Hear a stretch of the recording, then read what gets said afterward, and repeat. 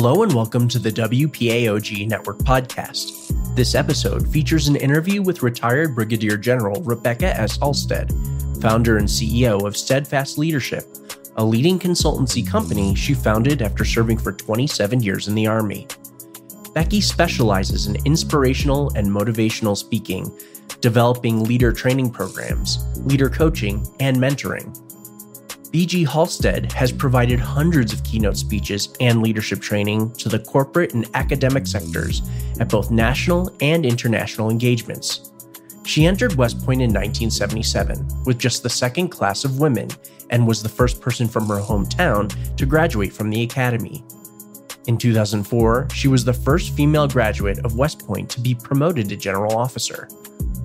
BG Halstead served and commanded in combat as the first female commanding general at the strategic level of leadership in Iraq. In 2007, she received the National Women's History Project Award for generations of women moving history forward. In the spring of 2022, BG Halstead was recognized by WPAOG for her exceptional service with the Distinguished Graduate Award.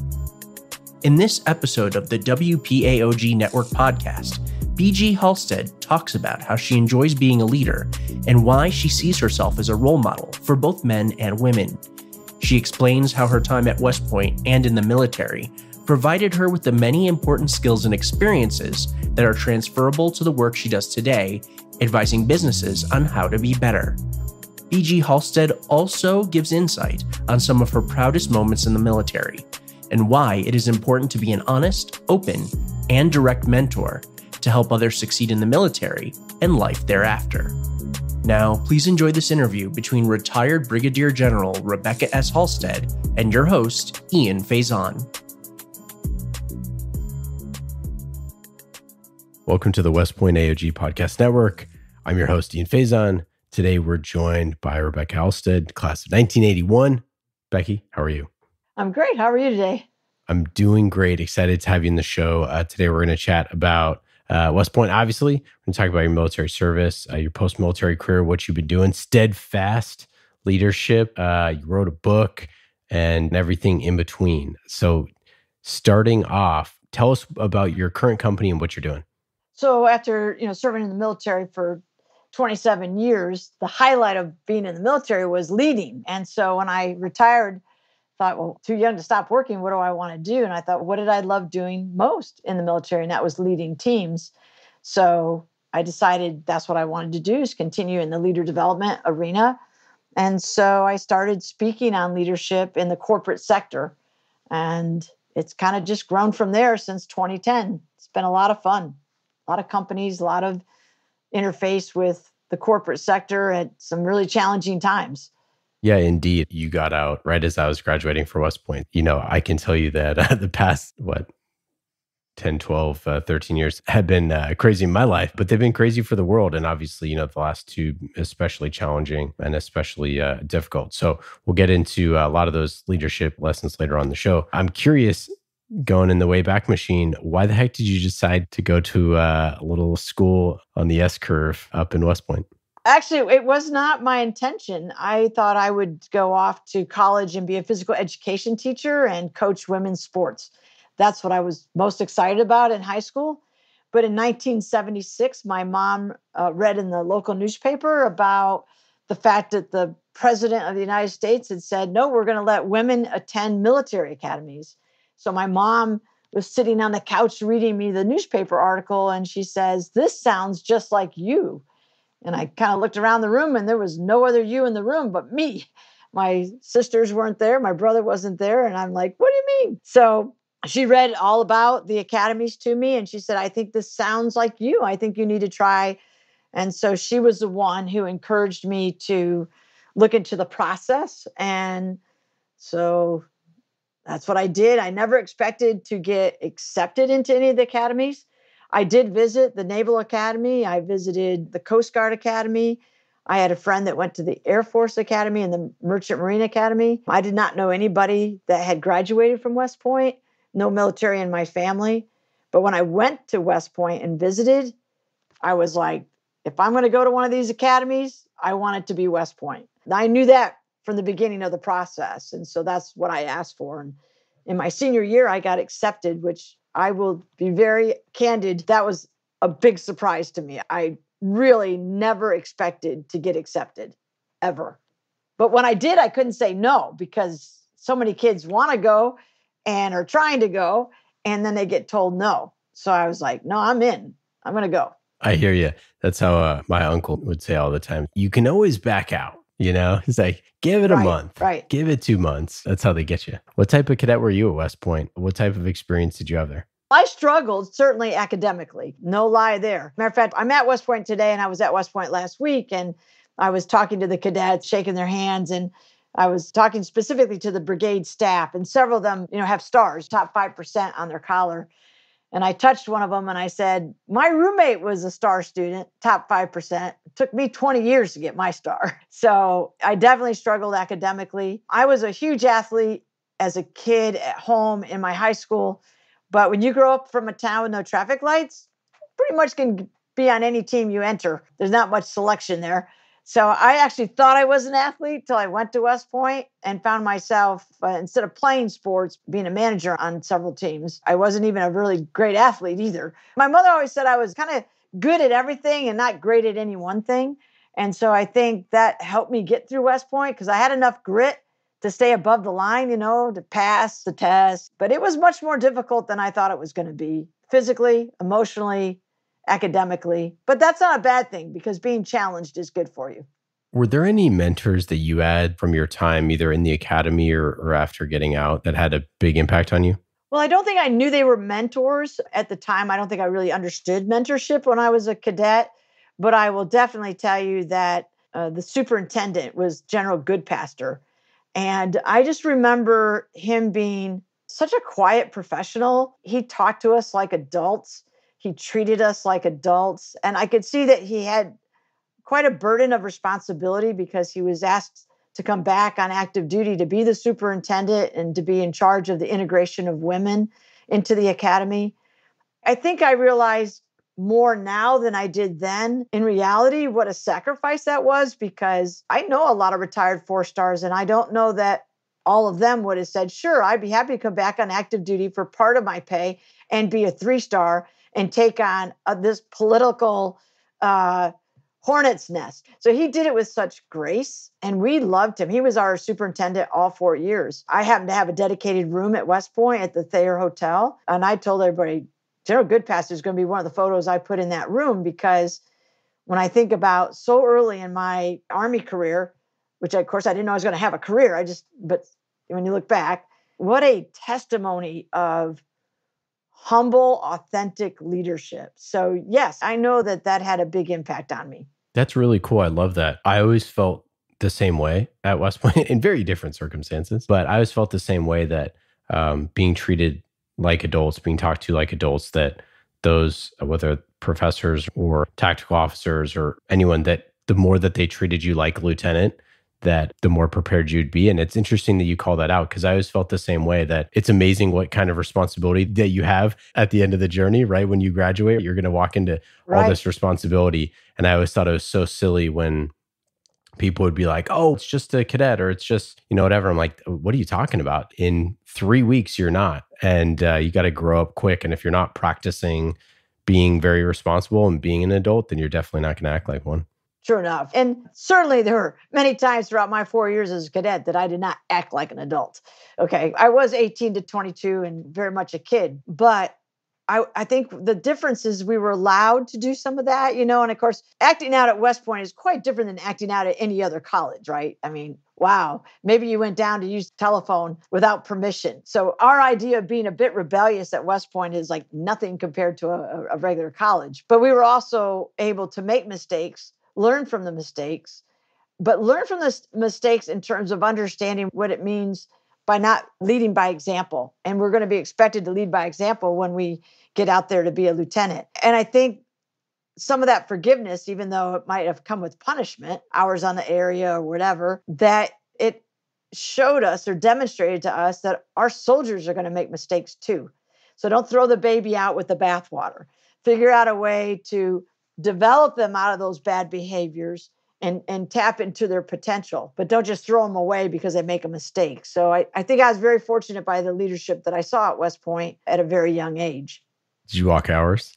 I can't tell you that. I'd have to, No, actually, the old saying, I can't, if I tell you that, I have to kill you. No, I did not walk hours, but I want to do the ... That doesn't mean I shouldn't have walked hours. I have no doubt. Yeah. So I did sit some hours in my room. If you're on certain teams, you could sit some of the demerits off in your room. But yeah, so the key there was if you're not real popular, they may not catch you doing things that you shouldn't be doing. I always feel sorry for my roommates. My roommates were star basketball players. So they're pretty easy to identify when they were out of line, right? I love that. Becky, just blending in the background. Trying.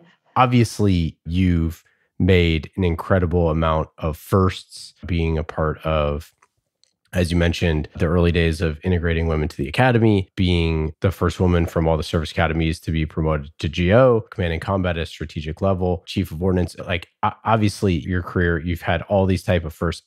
Did it feel like you were making history when that stuff was happening? No, not at all. And people can believe it or not believe it, but I wasn't paying attention to those things. I was very focused on doing my daily job the best I could do, leading my team the best that I could lead it. And then I was very competitive. I wanted my company to win the maintenance award, and I wanted my guys and gals to do all that. So I was very competitive, but I wasn't competitive in the sense of, oh, this might get me, name a first, okay? I specifically remember being a captain, a company commander at Fort Lewis.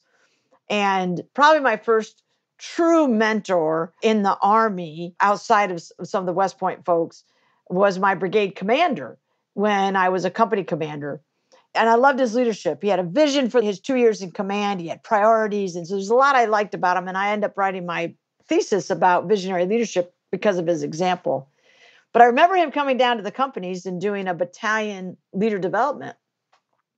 And he asked all the company commanders, how many of you see yourself as being a general officer? One person raised their hand.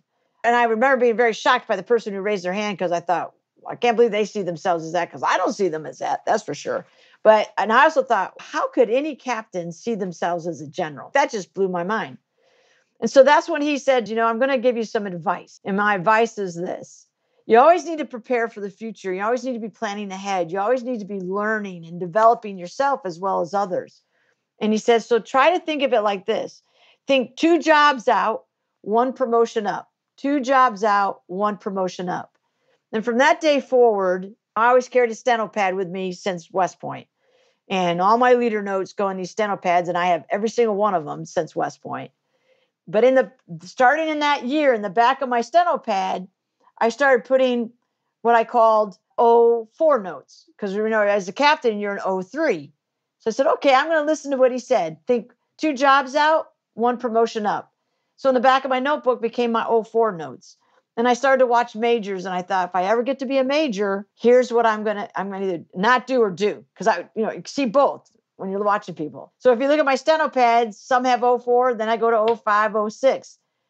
Now, even as an 06, I'm not so sure I ever wrote 07 notes. I'd have to go back and look at my notes because just being a general, even when I was an 06 and I already had been a brigade commander, I thought I would retire. I'm not so sure I really thought I would stay to do that. So I wasn't counting those first ever. Matter of fact, I didn't even know I was first to make colonel until someone sent me an email, and I was in Germany, and they had the list before I did, and they said, hey, congratulations, you're going to be the first woman graduate to make colonel. And I didn't even know I was being promoted to colonel. I was like, oh, well, okay, whatever. That was an unusual promotion. That's when they used to have double below the zone for promotions. And so I thought, maybe it's just a joke. So I was like, oh, thank you. I was like, whatever. So it's just not something I tracked. So long answer to a short question.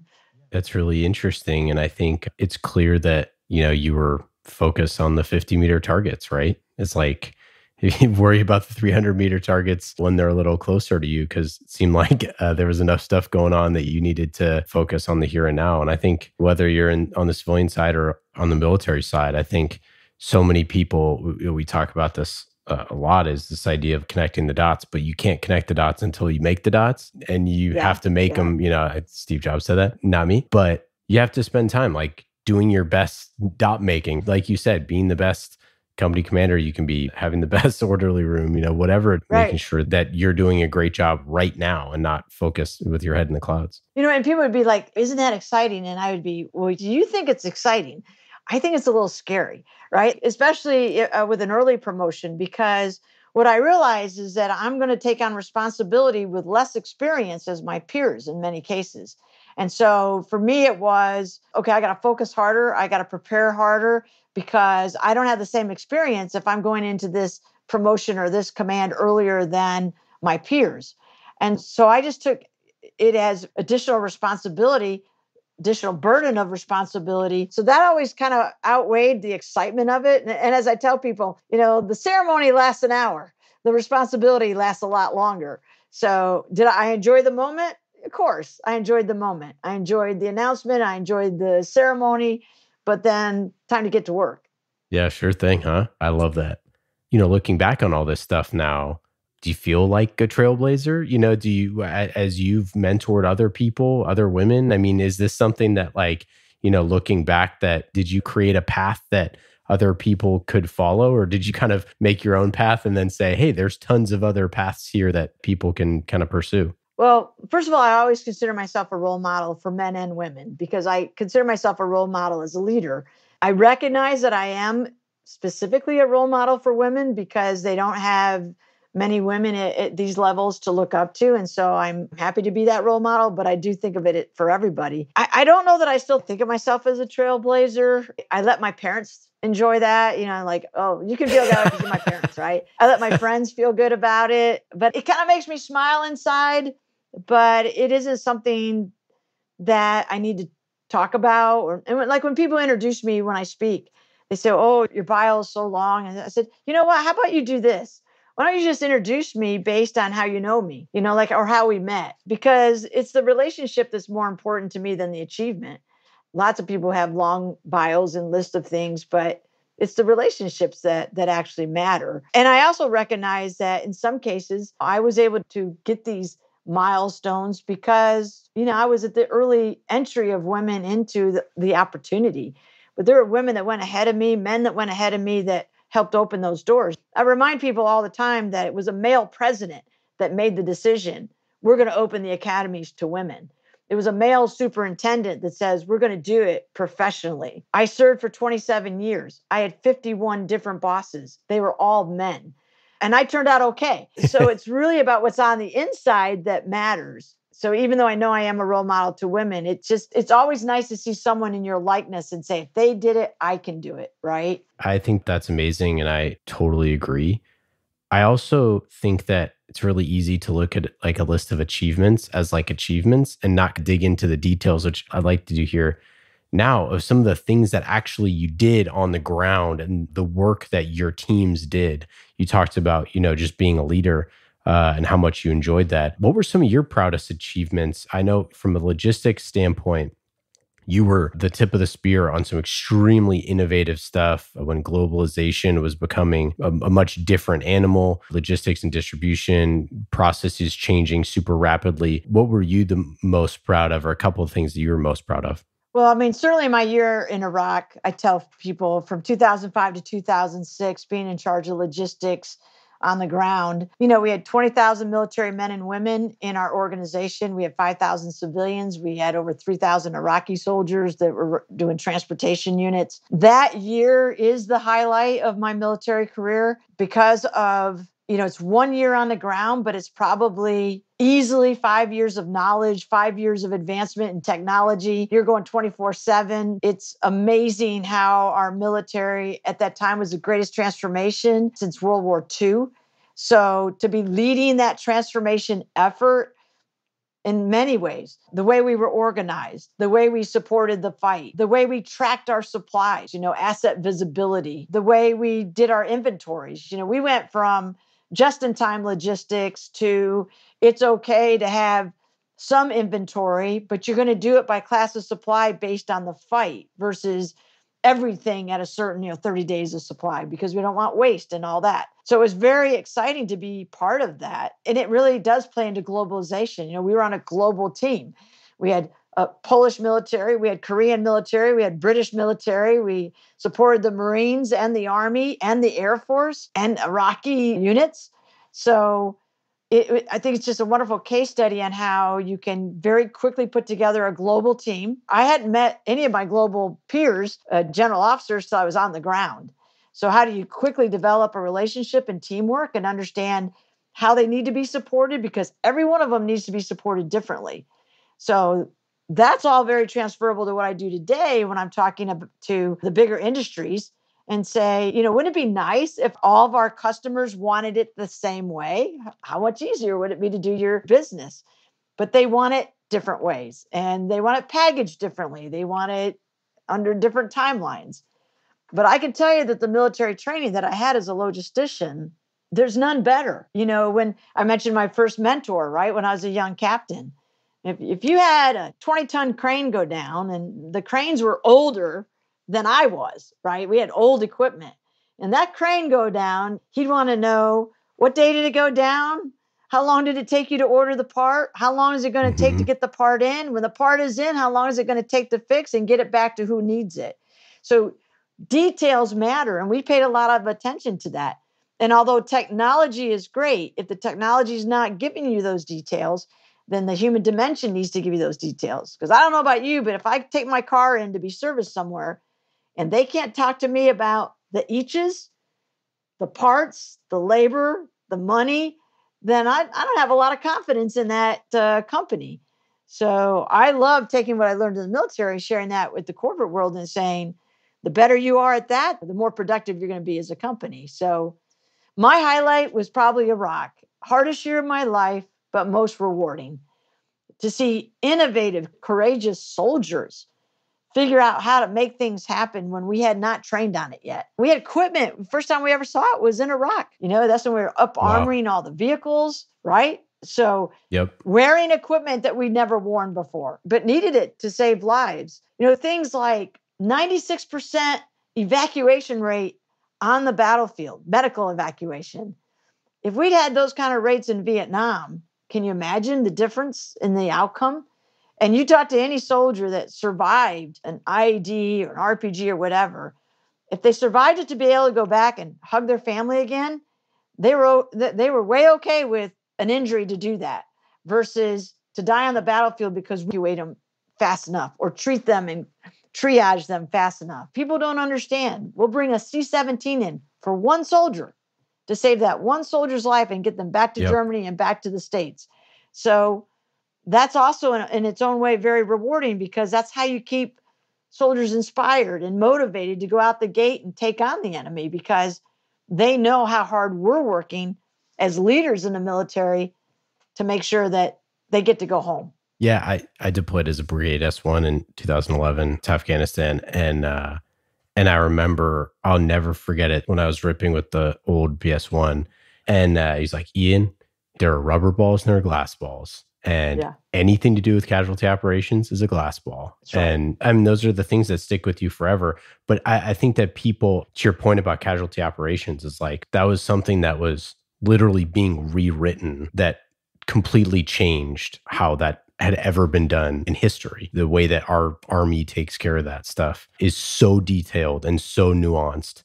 And having so many professionals from everyone from transportation and logistics and obviously all the medical piece to that, to dealing with all the different types of hospitals and Germany and all the personnel pieces with that. It's crazy stuff, like you said. And I can't even imagine back when 2005 to try to figure this out with a brand new war.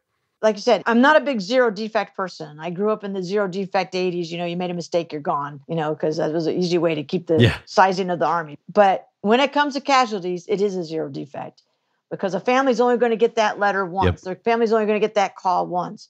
And you can't get things wrong, There wasn't a packet that went forward from me that I didn't read every piece of that packet because I know how hard it is at that lieutenant captain level. They don't have the same technology down there that I had at the general officer level. They do a handwritten note. You got to be able to read that handwritten note. But if you're using a computer, you better not be cutting and pasting from the last letter that you wrote. General officers are given autograph machines, so that an auto pen is what it's called. So if you're not available to sign something, it could be signed for you.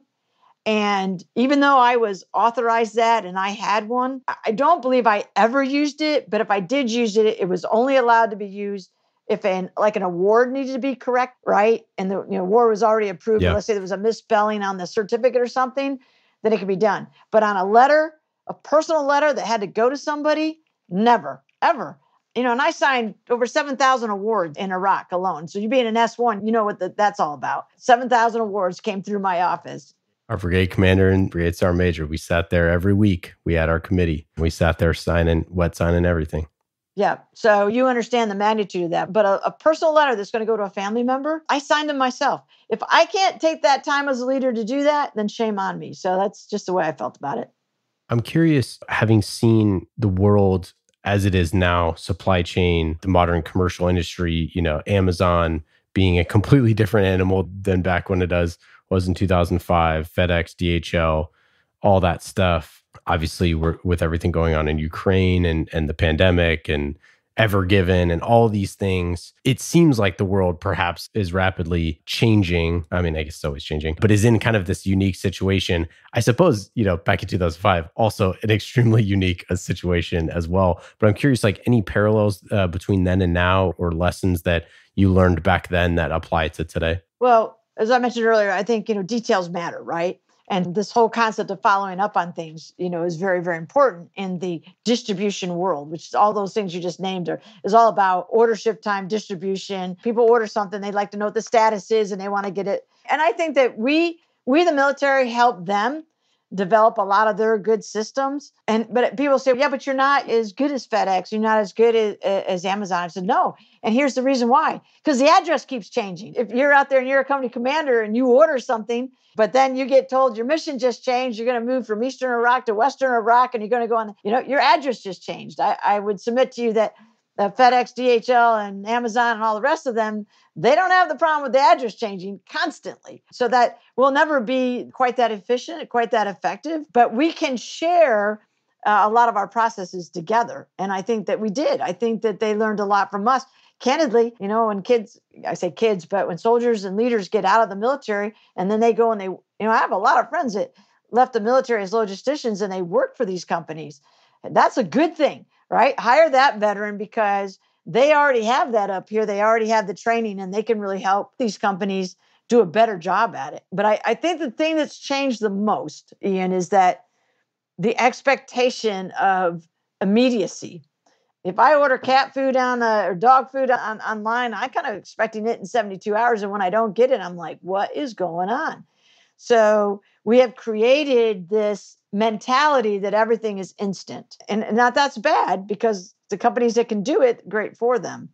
But in the bigger strategic picture, when you look at supply chain and you think about all those ships out there with all those containers on it, they're all backed up. And what we just went through with that, it bothers me immensely to hear a fairly high leader in our government say, well, we're not too concerned about once it opens up, the ships will come in and the containers will go out. And they're not too concerned about the priority of that.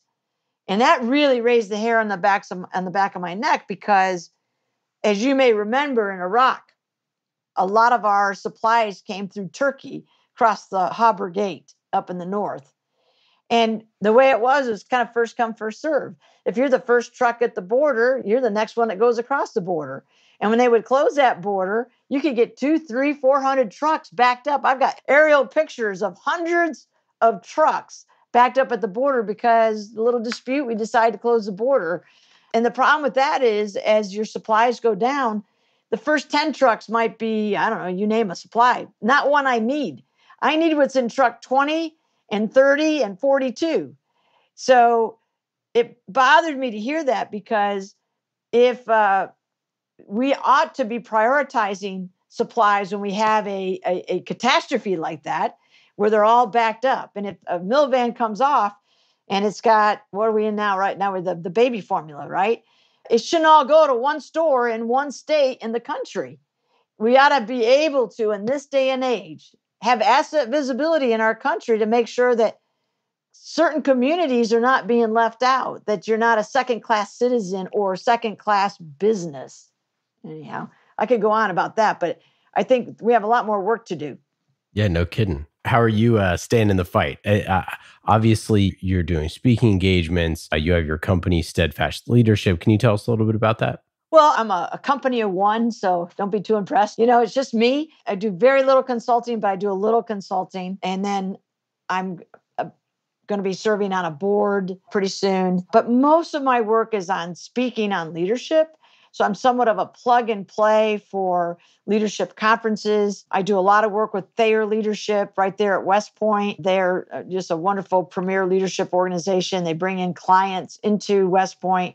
They give them really the history of West Point, the be no do model. And then a lot of us that are retired come in and speak on leadership, teach on leadership. So that's been very exciting and rewarding. But I'm a plug and play in that regard to teach and people share. I'm a storyteller. So I tell people stories about the good, the bad, and the ugly. It's not just about success. It's about how I messed it up and, how I failed and how I failed forward, as John Maxwell would say. And so to share those experiences to try to help other people on their own leadership journey. In what ways is West Point still a part of your life? How do you stay involved in the community? I'm sitting at West Point right now in a hotel room at the Thayer. So I come to West Point quite often with the Thayer leadership because we are right there at the gate. My personal staying in touch with West Point usually revolves around, I still know some of the folks on the faculty, cadets that I've maybe sponsored, or, because I try to do a little bit of volunteer work. Like quite often I'll go speak someplace. I say, I'm going to be there for a day and a half. So if you want me to go like speak at a high school or a college or something, maybe we could fit that in, just a way to give back. And so it's been amazing to me how I found that kids who maybe heard me speak at their high school, then I'll get a text message or an email that says, hey, I decided to go to West Point. And so I'll meet them here for lunch or dinner and get the insight on what cadet life is like now versus when. So that's kind of how I do it. I'm not, super involved with my own community where I live because I travel all the time. But a lot of parents reach out and say, would you talk to my child about West Point, what their options are, what's the difference between ROTC and West Point? So a lot of one-on-one with that sort of like coaching just to see what the child might want to do by giving them a little bit of my experience in that regard. I've had a chance to talk to the cadets a few times in different classes and all. And I talked to this one group. It was really funny because I mentioned to this group that I was 2.0 and go when I was a cadet, 2.0, barely passed, but graduated on time. And when it was all over, this kid comes up to me and he says, General Halstead, you have given me hope. And I said, well, that's good. That's what leaders do. Leaders create hope. And I said, how did I do that for you? He said, because you were 2.0 and go. And not only did you graduate, but you made general. And he says, I'm struggling academically, but you've given me hope. So I was like, hey, touchdown. That works. What's your secret then? Because clearly, if grades don't matter that much, you got to figure out a way to graduate. But after that, what was your secret to an illustrious career? I don't think anybody's ever asked that quite that way of me. The secret sauce is if you're a person who truly cares about other people and authentically, humbly care about other people, and you truly believe that, define your success by how you help other people be successful, then I think that's pretty huge. Because when I think back to the teams that I was on, people that worked for me or peers or even my bosses, most of the folks that worked for me would say I was one of the hardest bosses they ever worked for. I was very demanding, but I was never demeaning. And I think it's okay to be demanding. I tell them I never apologize for high standards. High standards are going to keep us alive. For a business, high standards are going to keep you competitive, are going to keep you above the line and profit. And if you take care of your people, we do have a huge divide between what the top leadership of companies make and what the person on the factory floor makes. And I think just like in the military, I was always an advocate for tightening that gap because I never felt like I was more important than my soldiers. Did I have more responsibility? Yes. Was I more important? No, not more important. Just had more responsibility. So we do pay for that responsibility, and there should be a difference. But that gap could be closed. But anyhow, I think maybe the secret sauce is truly caring about them, their families, their lives, their future, and then telling it like it is. If you have someone that truly doesn't have the potential, you better have the intestinal fortitude to tell them that, and certainly try to help develop them. And then if they can't be developed, then it's time to let them go. Because when you don't do that, you breed mediocrity. And I don't want to be on a mediocre team.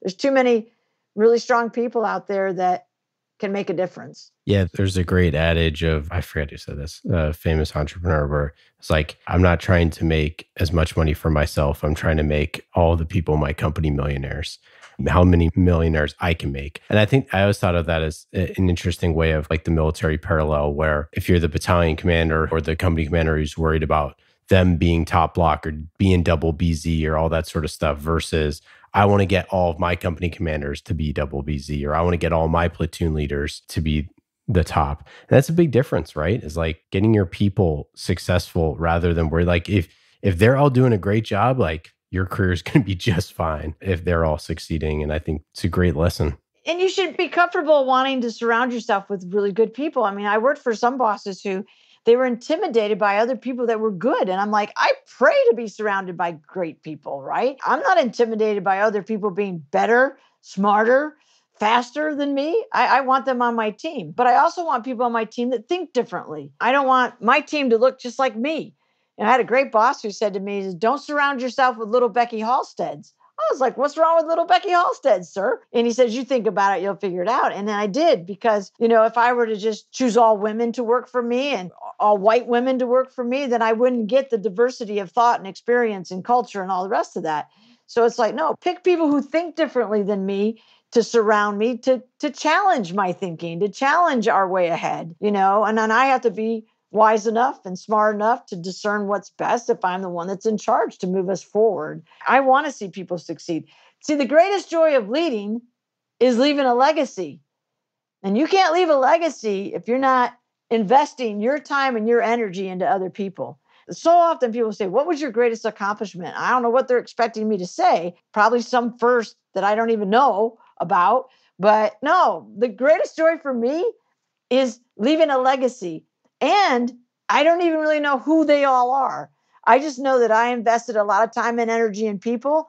And sometimes I'm surprised when I hear from someone and then they remember something that I don't remember, but I'm glad it happened. I'm not counting how many people I mentored, and I'm not counting how many people were successful, but I'm going to invest in you so that we can get the best version of you, whether it's for the military or for civilian sector. I just want to pull the best out of every person. The biggest transition for me from being a leader in the Army and being a leader in the civilian world was when I was in the Army, someone else picked my team. It was like, whatever your soldiers, whoever came into those recs, that E7, that's your NCOIC. Boom, that's it. You don't get another E7. In the civilian world, you get to pick your team. Every single player can be an A player if you want, if you can pay them, right? That was always been a really challenging thing for me, was you get a C player and that Army part of you is like, I'm going to do everything in my power to make sure that this person is an A player. As we all know, like sometimes that just isn't how it works. Like sometimes you can get a C player to a B, but you can't get them to an A. And if you're trying to run a high performing organization, sometimes that just isn't going to cut it. And that was, for me, one of the most challenging things. I still deal with that, of just trying to surround yourself with the absolute most talented people possible. Yeah, and that is challenging, especially if you're the one who championed that person and you're the one who hired that person. I mean, I've had people come up to me afterwards after I speak and they say, how do you know when it's time to fire? And I would lean into them and say, you already know. I don't know what you're asking me that for. And again, clearly they were in a situation where they knew they needed to fire somebody, but they didn't want to do it. And then I had another person come up to me once and said, I have a real dilemma because I championed Becky and I convinced the boss that Becky should be advanced and promoted. Now we've advanced and promoted Becky and she wasn't ready.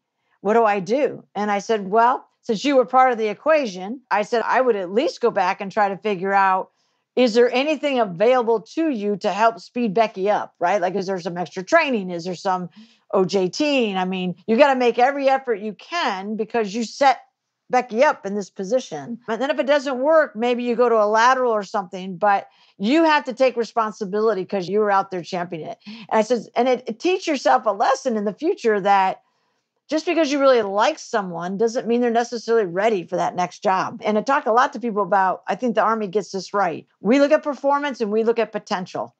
So often in the corporate world, what I see is they just look at performance and they tend not to look at potential. But if you ignore potential, there is a tendency to put people into higher positions of responsibility that they're not ready for.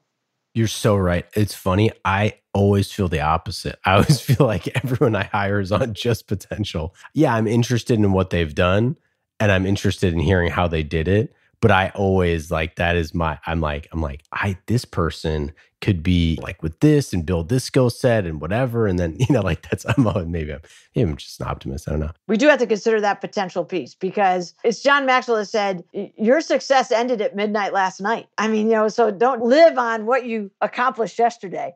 And so I think that's a great mentality to have. And I share that with people because don't promote on that. Promote on what you think they're capable of doing. Becky, it's been so wonderful chatting with you. Before we get out of here, you did write a book. Can you tell us a little bit about your book? Well, the name of the book is 24/7. The first person you must lead is you. So as I entered into the world of speaking, after I would speak, people would come up to me and say, please tell me you've written a book. And I, for about 3 years, would say, no, I got an outline, but I haven't written one. I'm thinking about it. And I think they would ask me that because, again, I'm a storyteller. So they wanted to go deeper. They wanted more stories, more principles, and then deeper than you can go in 45 minutes to an hour in a keynote. So I had I was speaking in Cincinnati, Ohio, and it just came to me that this is something I need to do in order to kind of deepen the relationship with the people that I speak with. And I didn't want somebody else writing it. So I wrote it myself. I authored it myself and published it on Amazon as self-published. So, it's never going to be a New York Times bestseller. That's not what I was looking for. I'm like, surely I don't need something else underneath my signature block, but I want it to be real. And I want it to capture the things that I learned from my military career and make them applicable to people that are trying to lead themselves and others in the civilian sector. And the reason why I did the first person you must lead is you is because as West Point teaches us, the be, know, do model, we need to lead by example. And we cannot ask of others to do something we're not willing to do ourselves. And I think so many people think of themselves as not a leader because nobody works for them. And I'm like, every single person sitting in a seat in front of me is a leader because you have at least one person to lead, and that's yourself. And so just from a strategic perspective, I just think we would be better as a nation, we would be better as a world if more people would understand that leading themselves with values and making the hard choices and doing what's right, we would have a much better society. And so I just felt like that was the focus that I needed to have. And it's been a lot of fun putting it out there when I speak. But that's why I wrote it. I couldn't agree more. Becky, it's been wonderful having you on the show. Thanks again for joining. Thanks to West Point AOG for putting this all together. Any final thoughts? Well, I guess the final thought I would say is because the Association of Graduates is putting this on, is that West Point was the hardest 4 years of my life and most transformative years of my life. But I tell everybody, no regrets. I wouldn't want to do it twice, but I'm sure glad I did it once. And I would encourage other folks to do it as well if that's what they think they want to do, if they want to serve their nation, and through that, lead for their nation and be part of an amazing, amazing team. I'm very proud of what AOG does to help keep West Point as a very premier and elite school that kids will want to go there. I'm definitely very proud to be part of that. So hope that my example can help others see that. So I appreciate the opportunity. Thanks so much. Take care. Thank you. This has been a production of the WPAOG Broadcast Network. Please take a moment to rate and review the show and join us each week for a new episode. Thank you for listening.